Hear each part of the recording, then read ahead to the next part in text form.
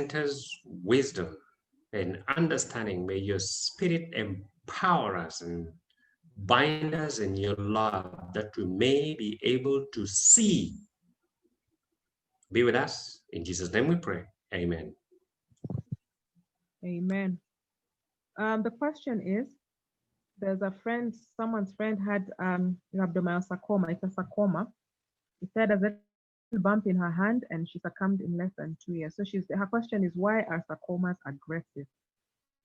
Now, maybe when I was starting explaining the different cancers, said that the most abundant are carcinomas, which are epithelial, soft tissue. If you think of it as soft tissue, lining tissue, like the lining in your mouth, soft things, and they're rapidly growing. And sarcomas are more connective tissue, your bone, your muscles.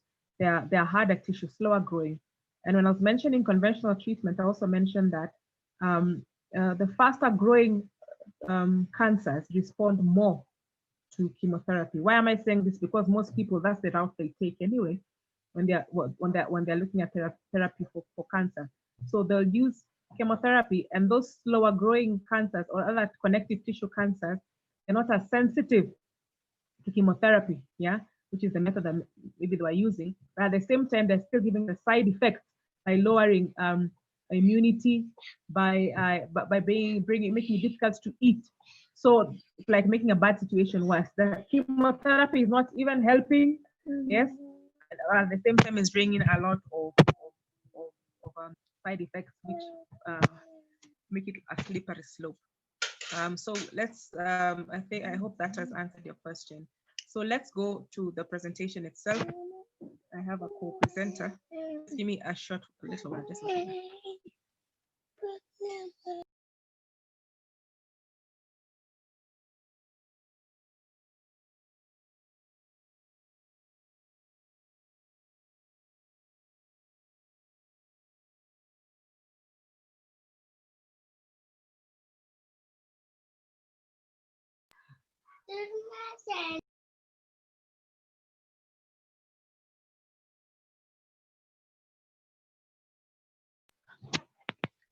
Okay, so first slide. Let's go to the slide.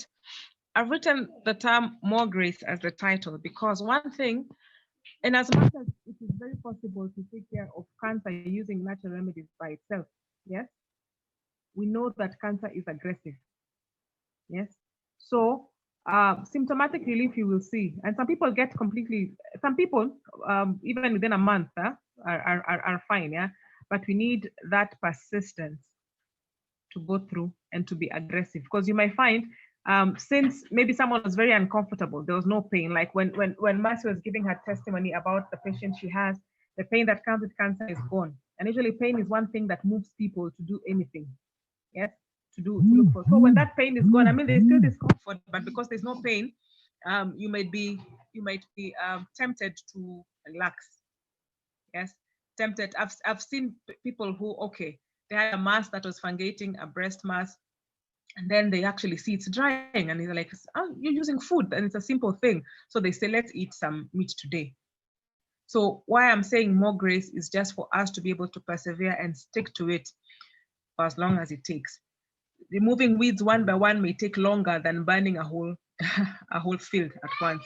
But that persistence, consistency, knowing the principles, but because once you have cancer, there's a host of information that you will tell. One of the reasons we have this session is for you to hear from people who have had it, for you to know the principles, number one, to get some testimonies that people are actually using it and the effects.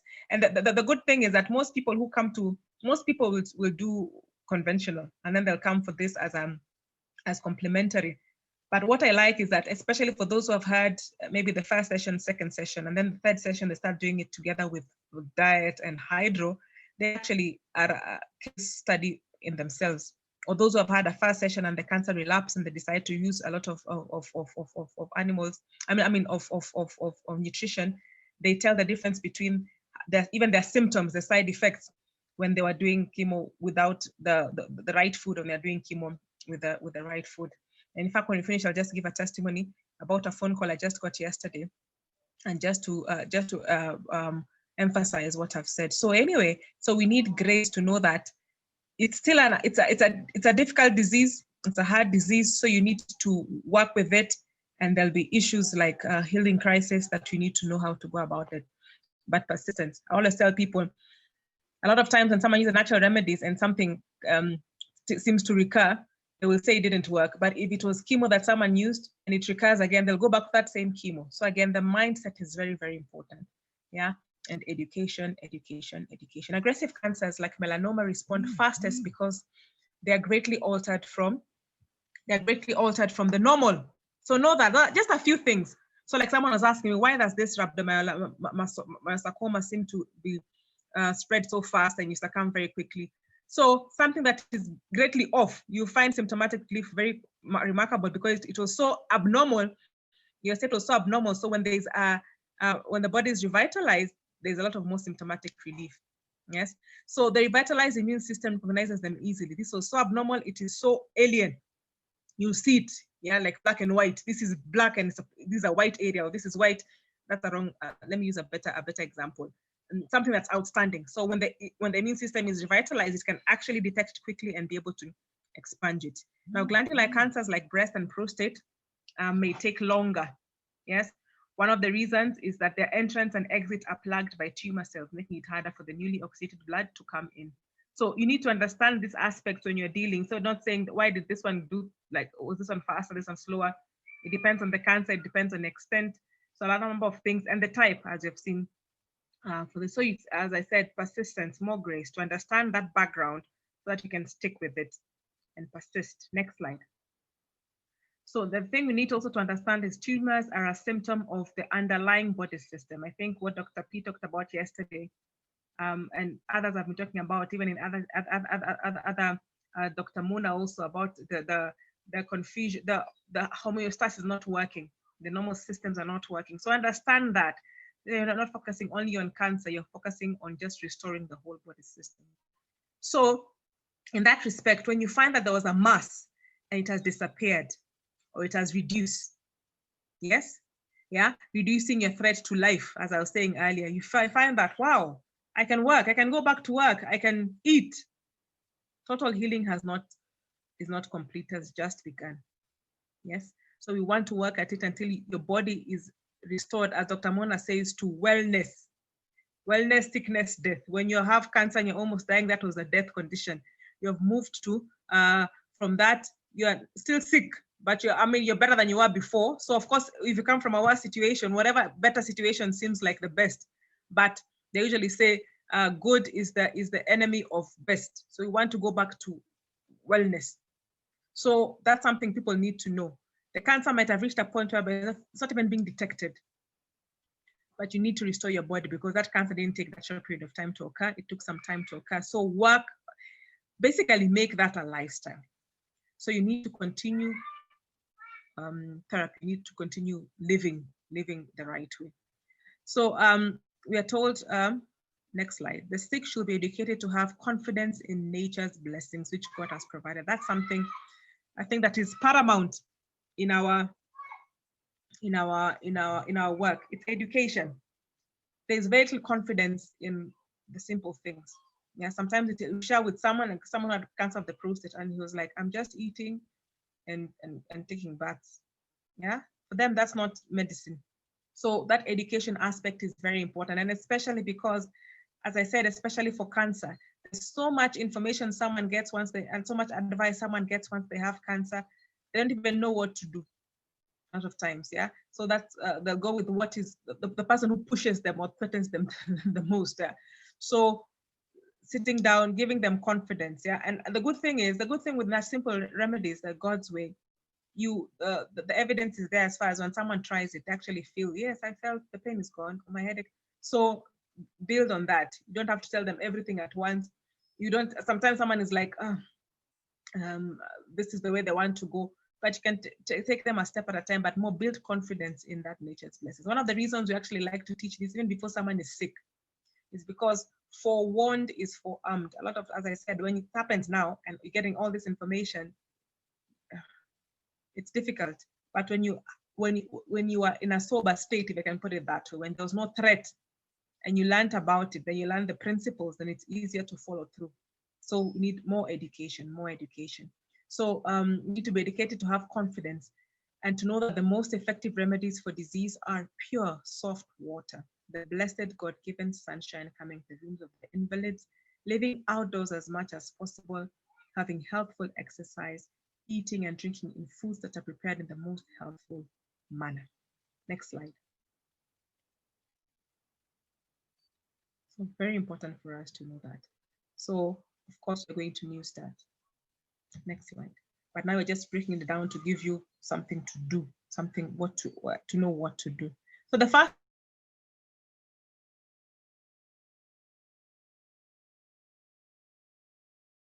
one in New Start is actually, I've actually written it as a New Start. Yes. Why someone can take chemotherapy even after being told that probably they'll get sicker is the mindset that this is helping them. They have been told that if you don't take it, you will die. So the attitude pushes them to do something that they would have been worried to do otherwise. So helping the people have that mindset. One of the things that helps attitude is peer support. Cancer societies do that. And we as medical missionaries should do that. When I get better, yeah, you know, it's easy to forget. Yeah, the 9 leper mentality is very common, very, very common. Yes, but it's easy to forget when you're in that difficult situation, how much you are grateful for having knowledge that you didn't have before that helped you through it. If you are the person who was sick or knew someone who was sick, it's very easy. But in encouraging people to share, because people tend to think, oh, confidentiality, but you have been sick, and that's true. I mean, they have to be, want to tell, but if you've been sick and gotten better, telling someone else will help them also. And on top of that, also, it's one of the ways, benevolence, it's a benevolent act. It's one of the ways also of boosting your own immunity. Next slide. So attitude is very, very, very important. Yeah, and it's something as we talk about Ministry of Healing, mind cure. Work on the mind first. Once the mind is convinced, then the rest is easy. Otherwise, when someone's mind is not set, it'll be like a yo-yo. This time they want this, the next time they want this. But if the attitude is set, so work on the attitude, work on the person's attitude. You know, something like cancer is a disease that has a lot of, I mean, any disease that is chronic or that causes a lot of disability comes a lot of mental change about feeling depressed. So work on that all through. That's why a patient is called a patient.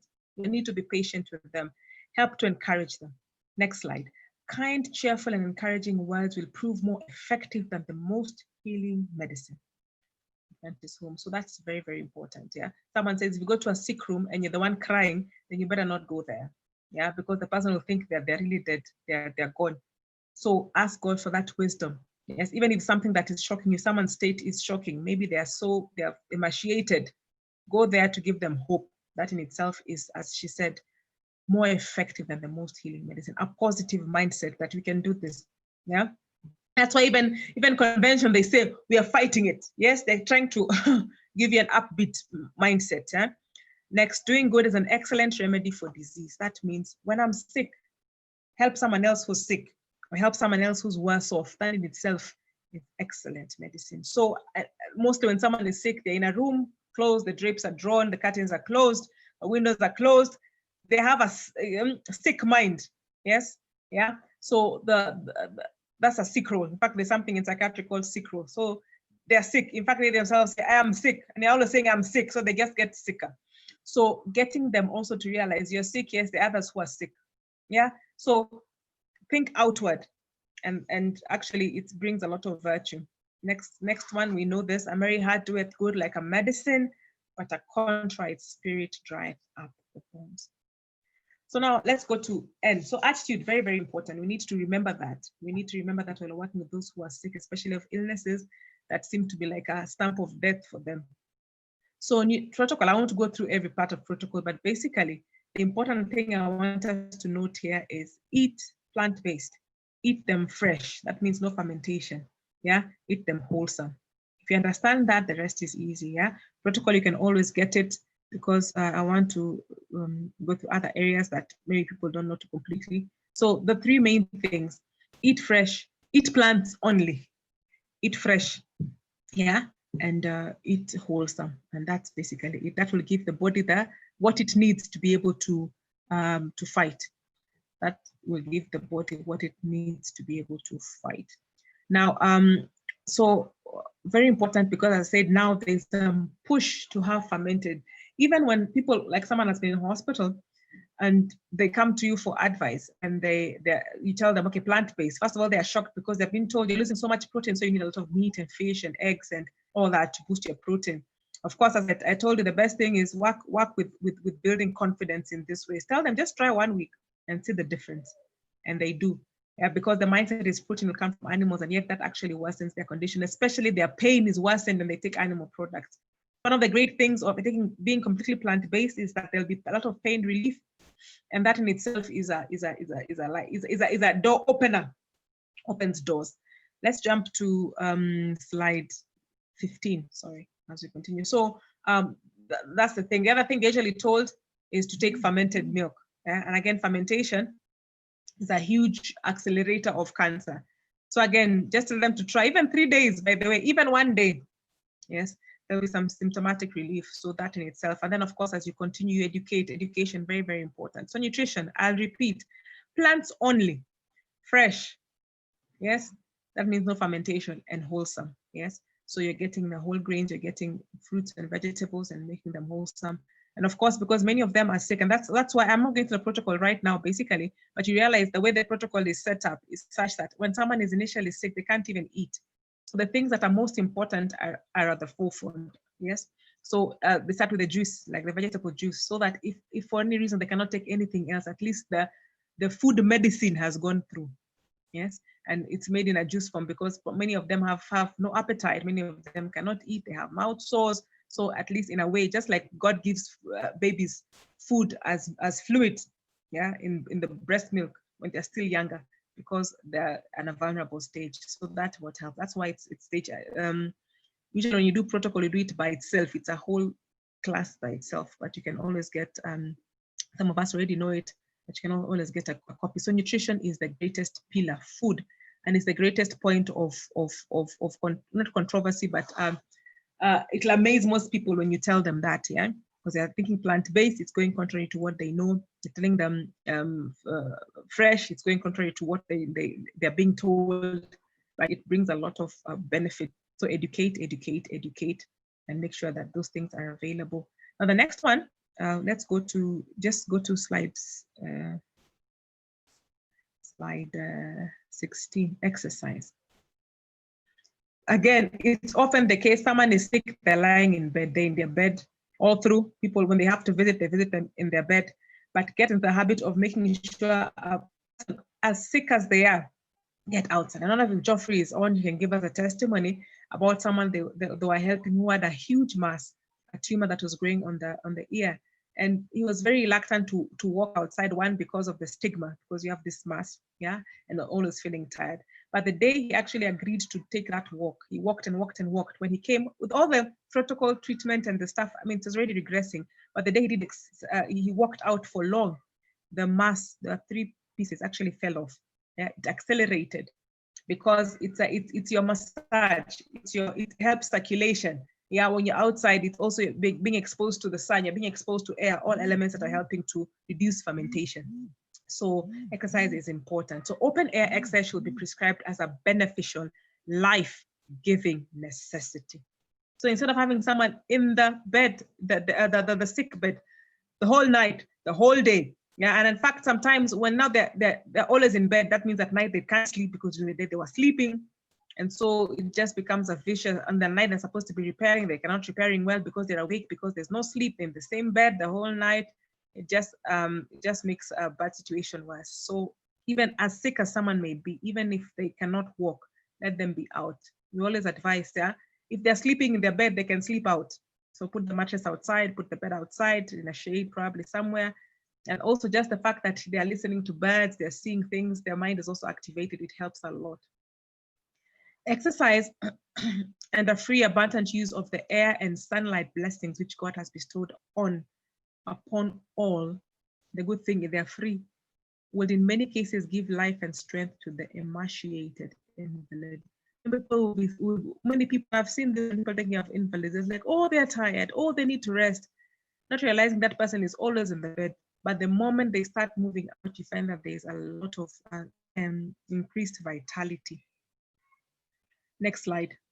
Exercise gives new life and strength to every part of the body. Yeah, again, many people think the person's already sick, they don't have any energy. So you are hurting them, but you're actually helping them. Yeah. So even if the problem is the stomach, the diseased stomach will find relief by exercise. Physical exercise is a precious blessing for both mental and physical ailments. Very important. Next slide. If those who are sick will exercise their muscles daily in outdoor work, these are people who are sick, not someone who's healthy. Yes. In outdoor work, using brain, bone, and muscle proportionately, weakness and languor would disappear. Health will take the place of disease and strength the place of feebleness. So hospital setups make us think that, someone who's sick, they're an invalid, is in bed all through. But if we use this one, as sick as they may be, make them move, you find that there's a lot of improvement as far as health is concerned. Next slide. Let those who are sick do in all their power by correct practice in eating, drinking, and dressing, and by taking judicious exercise to secure recovery of health. So it's a part and parcel even of cancer treatment. A few more quotations. Useful employment will bring into exercise the enfeebled muscles. Yes, and will enliven the stagnant system. Next slide. And will arouse the torpid liver to perform its work. The circulation of the blood will be equalized and the entire system invigorated to overcome bad conditions. This is something you struggle with most people to help when people are sick. Yeah, it'll actually help the whole body. The liver is helped, is enhanced. The blood vessels that are stagnating are enhanced. The muscles are given work to do. Blood circulation is encouraged, so it is helpful all through. Next slide.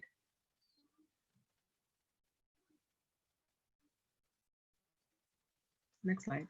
If those who are sick would give nerves and muscles and sinews proper exercise in the open air, their health would be renewed. So I've gained enough quotations about exercise being vital, even for someone who seems to be on a deathbed. It will actually revitalize the body. Now let's go to water. So internal, very important, because the internal water will help to dilute toxins. Very important, especially when someone's getting a healing crisis. Yes, because whatever mass or whatever tumor, whatever filth that is in the system that is being gotten rid of because you have energized the body, you've made the right raw materials, they will pass to the blood system and be expunged through the skin or through the kidney or through the gut for that matter. And so you need to give more water to flush it out. Otherwise, they'll cause pain in their wake as they're going. Someone feels like they're having joint pains or they're having a fever because the number of toxins as the mass is breaking down has actually increased. So you need to drink water. Water is medicine, even more than normally available, and especially, normally taken, and especially when they're having a healing crisis. So externally, using a fever bath. A fever bath is the best. It's like a bathtub, a hot tub. Yeah, temperatures of a fever. Yes, because already when the body has problems, it elevates temperature when you have a fever. Next slide. So that you can be able to make the environment less conducive for whatever is the invading agent, if it's infection or even rebellious cells. They tend to be more friable. So a fever bath or hypothermia, yeah, is very, very important. So if you have a tub, that's the best. That's how the best way to do a fever bath. You immerse the person in hot water, as hot as they can tolerate, 40 degrees and higher. Not too high, of course, to burn them, but higher so that you can make it intolerable for the malignant cells without hurting the tissues, yeah, too much. Yeah. So next slide will actually explain this. The fever bath enables the body to relieve pain, one, and increase immunity. So it's working on different aspects. Yeah, it helps to relieve pain and increase immunity. So it'll damage the friable tissue, which is sensitive to high temperature, and so it helps to break the mass. Also, next slide. Next slide. The good thing is that true body damage does not occur until temperatures are much, much higher, even up to 45 degrees. So basically, again, because of time, I won't go through all the steps, but I actually in this slide. So basically, it's a bathtub you mask the person up to at least the chest, and make sure, be very diligent with a cool cloth on the head, because that water is hot and the whole body is immersed. But it does very well. Some people may not be able to stay there for 20 minutes. Yeah, take them, pace them. I mean, help them the level they can go, and ensure you're also very diligent with replacing the fluid by drinking fluids, because they'll be sweating. I don't know they're sweating because they're in water. So if have to be there with them, and if they have cardiac issues, then you can put some cold pack on the chest. So it's very, very good, very effective for pain. I've seen this many times. Very effective for even mass reduction, and basically it also boosts the immunity. Next slide. I'm way ahead. I'm in sunshine. So anyway, I'll just continue. Sunshine will increase vitamin D levels. Vitamin D levels will help natural killer cell activity. Yes. So again, when you're telling someone to sleep outside or to do exercise outside, you're doing more than one thing. You're increasing the utility of the natural remedies. So it helps in all types of cancers. Again, the other germs that may be concurrent at the same time, it'll help to kill them. If they're superimposed bacterial infection, fungi, also elevate the person's mood, and of course, a merry heart rate, good like a medicine, and enhances sleep at night, which will help the repair, because repair works at night. And then temperance is the pillar of all this, of course. When you talk about food, temperance, about even taking your water, all that is temperance. Air, I talked about that earlier, the fact that most anaerobic conditions will favor cancer because there'll be more fermentation. So the more air you have outside and in your system, the more you're suppressing conditions for cancer.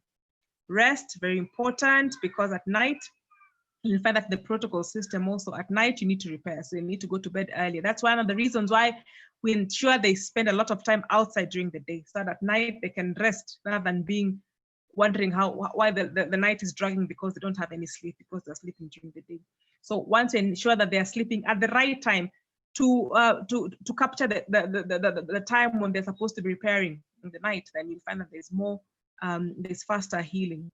And of course, Sabbath rest is very vital for rejuvenation, especially, and that's, you find that a lot of times that's when you get even the healing crisis. Now, let me just touch on a few things. I focus on a few things. If you can move to pain relief. One of the things that greatly affects cancer patients is pain. Yes. So one of the things that you can use for pain relief, as I said, one, the hypothermia, the fever therapy can help the pain relief. Charcoal poultice can also, especially if there's inflammation, so you can put a charcoal poultice in the area and it helps to relieve the pain. You can also use clay or mud packs or oxygen treatments. Yeah, one oxygen treatment is just making sure they're outside under a tree if there's nothing else that you have. Exercise, again, increases the endorphins, which are like morphine, your own morphine. So in itself is a pain reliever. So protocol juice is another one. I know there's a lady who would ask for the protocol juice almost hourly, because she says whenever any pain emerged and she used protocol juice, it actually reduces it, because those plants are potent in reducing pain. We're in pain relief, we're in slide 33. You can also use castor oil packs. You can use peppermint oil or tea. Like the oil, you can even just apply externally and it markedly relieves pain. Or you can take a tea, especially if you have abdominal issues, pains that are in the abdominal area, the GIT, that will help a lot. So in the slide, I explain how to do all of those things, but because time is running out, we can, that's for, you can go through the slide later on. Now, mass, the mass, if someone has a mass, the same things have wide utility. Let's go to slide 47. Again, hydrotherapy. So you can do localized hydrotherapy, like hot and cold on the mass itself. It's something you can see, yeah? Because high temperatures will kill cancer cells by damaging proteins and other cellular structures with minimal damage to normal tissues.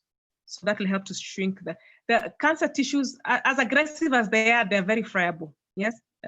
Think of the devil himself. He's may be very aggressive, but compared to God, he's not a formidable foe. Yeah. So anyway, so high heat will help to actually break that mass. So that's one thing. You can also do hot fermentation, yes, or alternating hot and cold. For masses, you can also use poultices. Next slide. You're still on mass management. One very good poultice that breaks down masses is garlic and onion. It breaks down a mass. It can even ulcerate. Yes, you can break down a mass and even break the skin as it does that. So usually we advise you put it for short periods of time, so you just get a progressive reduction of the mass. Other poultices that help to reduce mass are cabbage, especially if the mass has lots of fluid. Yeah, cabbage poultice will do very well. Charcoal poultice also helps to break down. In fact, a lot of times when you use garlic onion, we alternate it with charcoal. I mean, we follow it with charcoal. And there are many other herbal products, herbal plants that you can actually use as a poultice. And even the protocol, yes, you can, instead of juicing the pulp, you can actually use it on the mass, and it will help to break down the mass. And if the mass was actually bleeding profusely, it'll actually also help to stanch the bleeding. Wound management, we actually do a class on wound management by itself. This was a very detailed slide. So, but you can, if there's a wound, you'll work on it. On wound management, that's slide 50. You'll work on it like any other wound. So there are actually steps that you can do, but basically uses garlic onion antiseptic. You can use hydrotherapy, you use the poultices, and you find that the wound will start to dry. So something I want to focus on before I finish are the healing crises. Yes, slide 51. After the first few days, patients feel better. Just a few days. They suffer less pain, have improved appetite, and the mass has reduced just the first few days. That's why I'm saying once you give them confidence, even if they just give you a few days, sometimes you tell someone a whole year you have to do this lifestyle, they're like, oh, that's difficult. But once they see the first few days, then you can be able to negotiate further for them to make it a lifestyle. So when the body is first turned around from advancing cancer towards healing, the healing mechanism is activated. The body produces inflammation and releases toxins from tissues. Then there's a massive attack. A few days, you feel better. Then it seems like you're getting sick again. Yes. So, because the fight is now intensifying. Yes, the fight is intensifying. So the liver is trying to, the mass is breaking. So there are more toxins in the blood. So the liver gets more work. So now we start getting fever, spells of depression, panic. You're getting like joint pains, nausea. You're getting your stool is toxic. It's smelly, it's foul, it's hot when it's coming out. And it's like you're going back, you're getting sick again. Your appetite is gone, there's gas, there's pain. Yes. So that's sometimes when people get into a panic and think that this is not working. So you need to understand that. So what you do whenever there's a flare up, there seems to be a flare up, you always do what? Hydrate more. Give some charcoal. You can even give charcoal hourly. Yes. Or 3 hourly. Yes. Do more hydrotherapy. And of course, stay with them to give them mental support. Next slide. The first flare up may last from hours to a day or 2, since the body is still weak. It's just starting to regain its immune system. Yeah. But just work with them. The body also at the same time starts working on other pre-existing conditions. I had an old fracture. Wow, there's less pain. It's less things like that. So because the body is not only working on the cancer, it's because you're giving it the raw materials, it can work on other issues that have been there before. Now the second flare up may be longer. Yeah, because now the body immune system is stronger. So it's hitting harder. And just like the devil didn't want to get out. Yeah. So it's more strengthened and works more powerfully. So it occurs about around the 6th week of therapy. The first one usually occurs day 7 to day 10, around that particular time. Yeah, and then you can get a third one. So you see, yeah, as you're saying, even if you feel better the first week, don't say, let's go eat some chicken. No, stick to it until the body is restored. The third is the heaviest, even after 3 months of therapy. You've been well already. And all of a sudden you're getting night sweats. You're feeling nauseous. You're feeling like, I'm getting sick again. Yes. So those who have undergone chemo have a slightly different response. But as sorry, next slide. But all in all, because those who have chemo have more baggage, more problems to get rid of. Yeah. So always continue therapy. So what do you do? If someone has nausea, the next slide, give them charcoal drink. Yeah, continue juicing. Yeah, you can give them peppermint if they have a lot of digestive discomfort, or ginger tea if they have gas. Make them exercise some to remove the gas. There's some things you can do to remove gas. If they're in pain, we know the pain control, do hypothermia treatments. You can give peppermint tea. You can give protocol again. If they're depressed, take them for a jog or walk outside, sing hymns. If they have a fever, work with the fever. So do a hot foot bath. Yes. Do not stop the fever. Yeah. But you put a cold cloth on the forehead. Yeah. make them drink a lot of water. So manage fever, let it run through, but ensure you control at least the heat to the head. Yeah. For chemo, you need to work more. Yeah. So give more charcoal. So basically, that's a nutshell. I think the main thing was, we know New Start, but the main thing was telling us how the things to expect, so that you keep at it. Just give me a moment. I'm in the.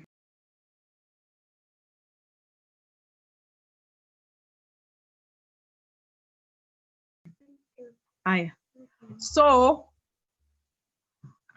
just to know, so that healing crisis can occur later, even around 6 months. So that's why we just are advising to continue. You can see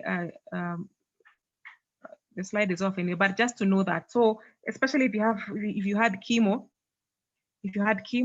you'd have more things to get rid of. Yeah. So do that and keep up. So if someone is completely vomiting, you keep at it. If they're still vomiting, you work with keeping them hydrated, giving them charcoal, work with them. Usually it'll stay maybe for, I told you, when there's a healing crisis, usually over the weekend, especially on Friday to Sabbath, work with them.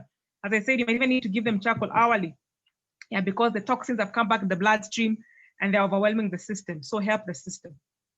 Okay, so that question I was just answering it. So back to you, Jim, and we can have questions. Can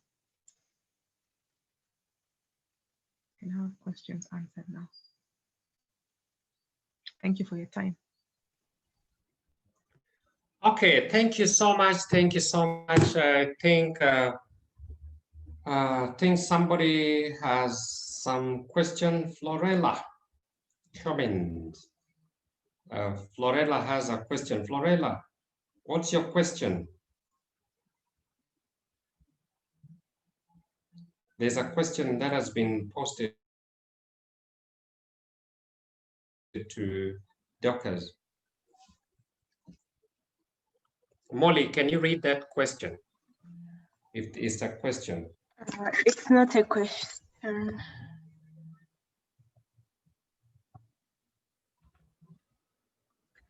It's not a question. Yes. But we have a question that was posted earlier. Oh, it was already been answered. Yes. That's the good thing about Florella, presentations. I was putting her to. Sometimes that's why it's good to defer. I was putting Florella to speak because